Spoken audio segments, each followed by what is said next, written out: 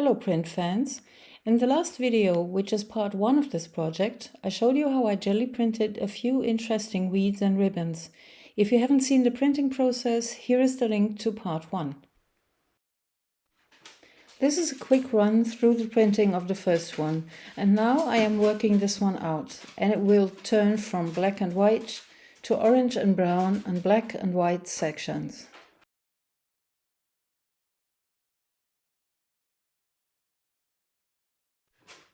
The golden open slow drying paint is dry already, and I can start drawing right away. The main flower shows all those delicate details, but not intensely enough, so I give shadows to all the little micro stems and mini micro blossoms.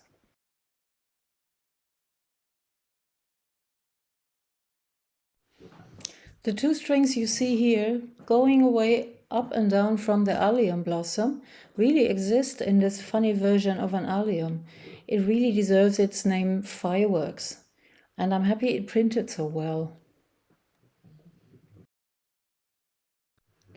Working out these corn or grain, grass, weeds, whatever they're called, I will make them more visible with white in a minute.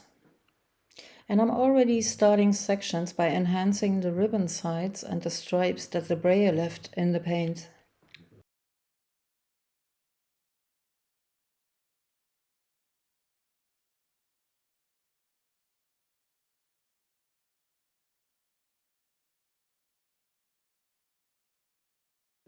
Here I am making the background ribbons white, making the blossom the center of attention by trying to have the strongest contrast here. The structure that the textile gift wrapping ribbons left in the paint are really quite interesting, I think. Now I'm painting.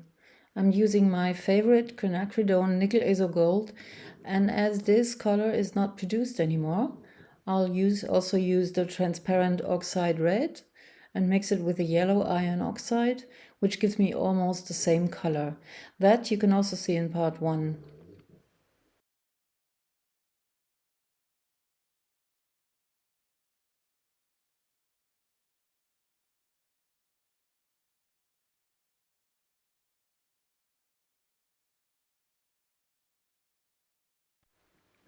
The corngrass stems and leaves, are they leaves?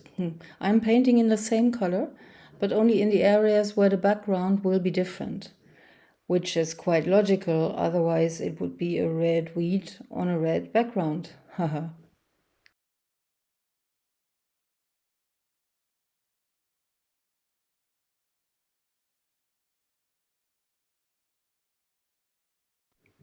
I actually don't know anymore, but I must have put some white in this red and yellow mix, as the yellow is quite transparent. These round shapes, as all the shapes in this one, I did not make up. The Brayer and the paper and the paint reaction to it gave me these, and I'm just following the natural borders, so to speak.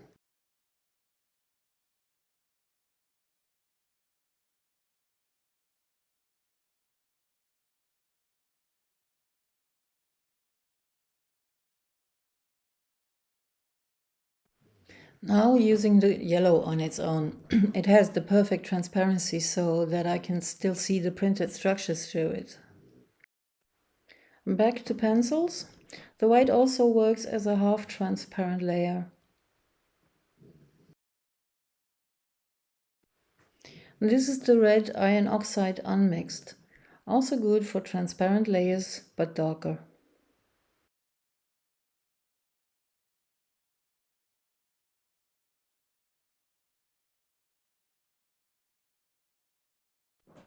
To add some interest, I always like some of the sections in an opaque layer, but somehow today I don't seem to find the right mix here, and I will knock the opaque layers back later.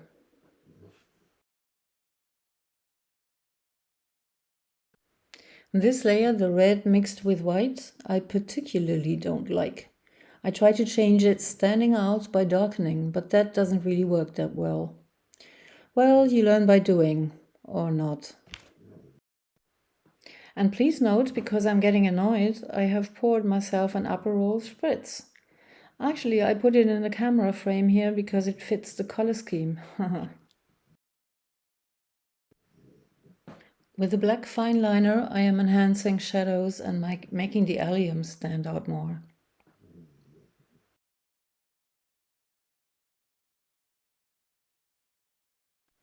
Painting more white behind the flower.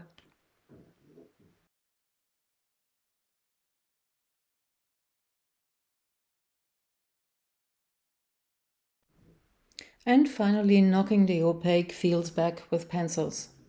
It's a shame that I lost the print structures here, but the pencil gives me back some nice texture at least.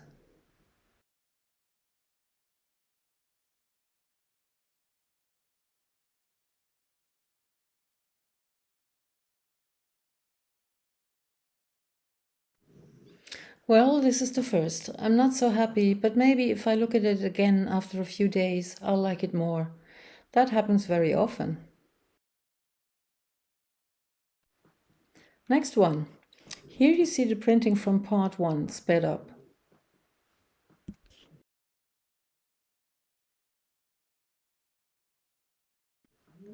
This print I took with the Chinese rice paper. It is very thin and delicate, but the detail. That's really something the fine paper can show. Will be delicate to draw on though.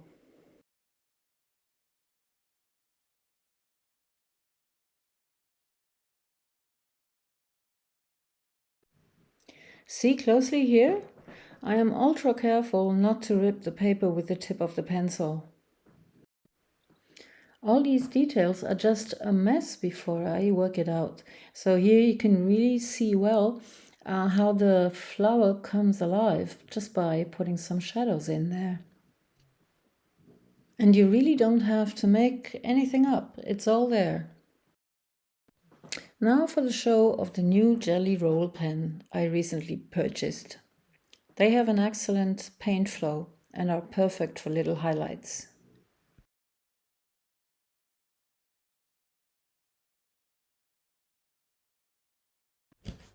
Afterwards I have to work the shadows again.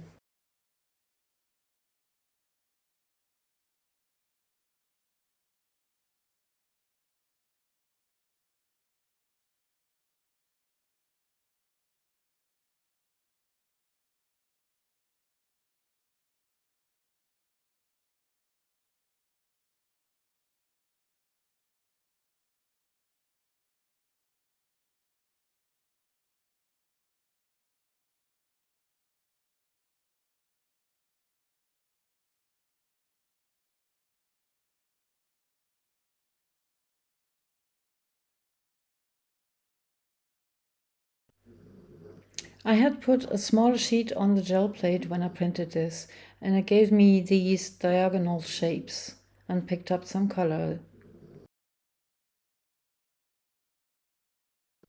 Now this is always my highlight when I print with deli paper for taking off excess paint, as seen in part 1.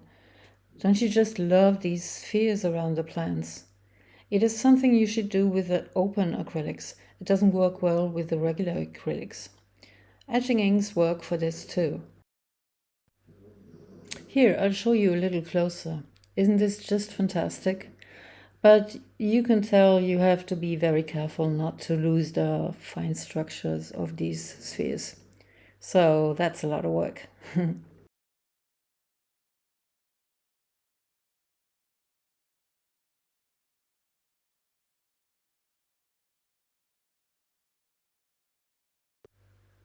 I'm giving the flower a little white halo so that you can see it better.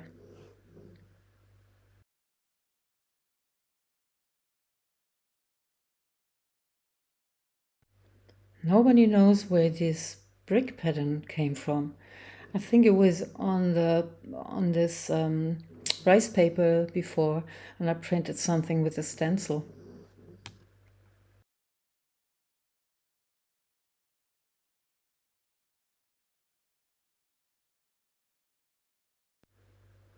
I'm adding yellow ochre to one of these stripe shapes, ribbon shapes, as I wanted to stand out a little bit with a different color, but very subtly. And then I'm working all over the shapes to have a general white look to them.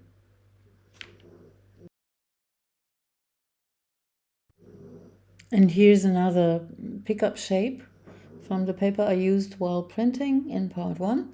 And this one I'm turning it into a yellow ray. And the last thing I'm doing here is completing the print of the dried poppy seed head by drawing on it quite a bit.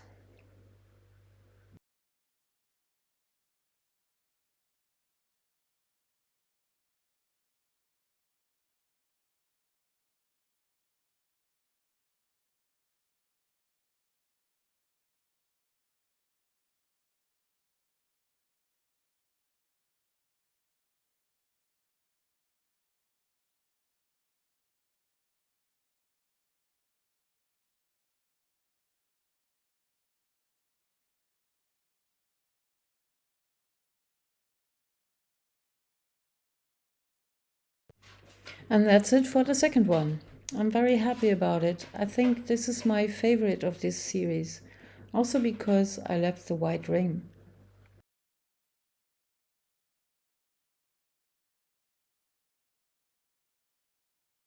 The third is a ghost print of another failed one, which I took up with a pickup layer of opaque white.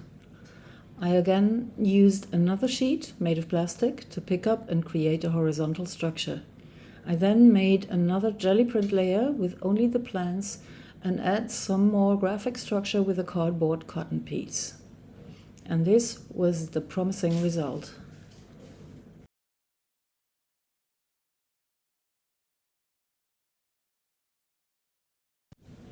Defining the cardboard patterns and the weeds and flower with a black pencil. It is definitely easier now that I don't have to be extra careful due to the paper. This print was taken with Fabriano sketch paper.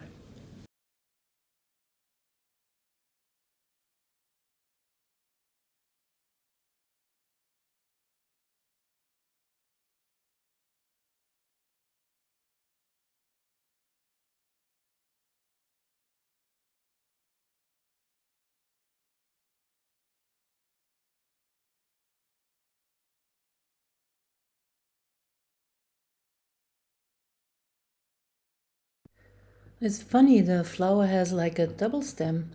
I probably wiggled it back and forth when taking the print. And this is the string coming from the blossom.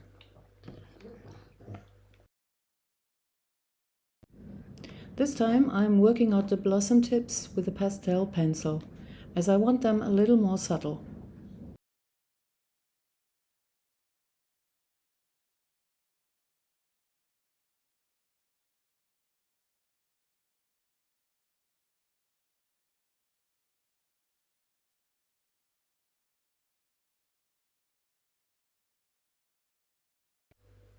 And here I am enhancing the subtle structure that the paper made that I used to pick up the excess paint.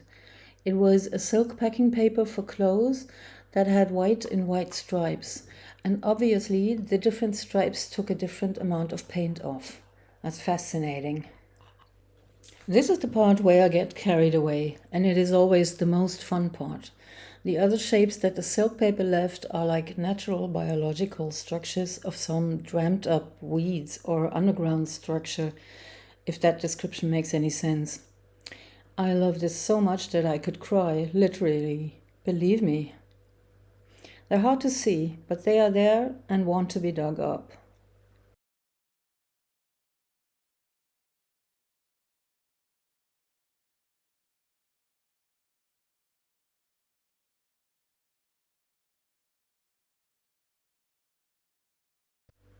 Underneath the horizon line, I want to do the same thing, but this time not adding shadows, but only the highlights of the structures.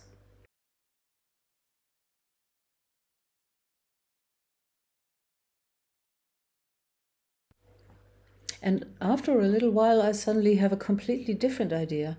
How about making a watery, reflecting sphere in the lower half, as if the plants were growing in a lake?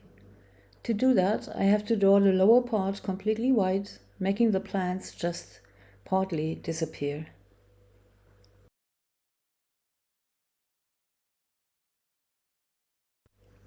Then I'm coming in with a sturdy pen eraser, using a ruler to make the marks straighter, or rather the unmarks.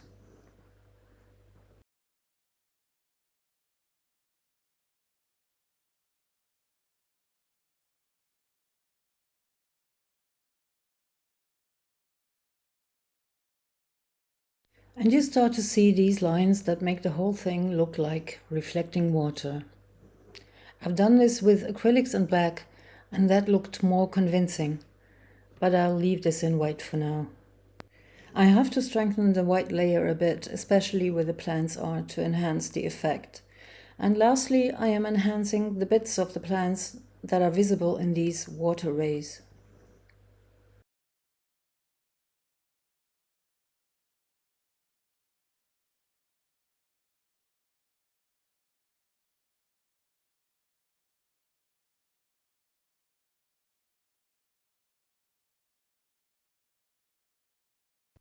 So what do you think? Tell me your thoughts and leave a comment. I always love that. In the next video, I'll make a collage that I promised to Jane and some others. In part 1 of this one, I made quite a few collage papers with pickup paper and also pickup ribbons. I don't have an idea yet, but I'm looking forward to that. See you! Bye!